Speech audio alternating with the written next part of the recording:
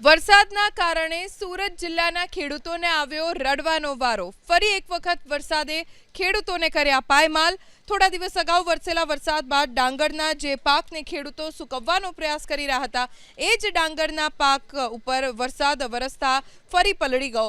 દ્રશ્યો આપ જુઓ, રોડ પર સૂકવવા માટે મૂકેલ ડાંગર પલળી ગઈ।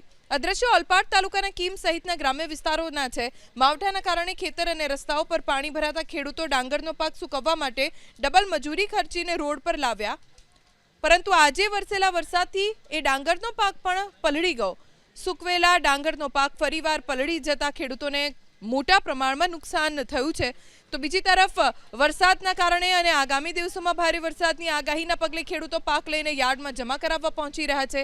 યાર્ડ બહાર લાંબી લાઈન જોવા મળી। ઓલપાડ તાલુકામાં વરસેલા વરસાદથી મોટા પ્રમાણમાં ડાંગરનો પાક પલળી ગયો, જેથી વેપારી એસોસિએશને પણ ડાંગરની ખરીદી એક સપ્તાહ માટે બંધ કરી દીધી।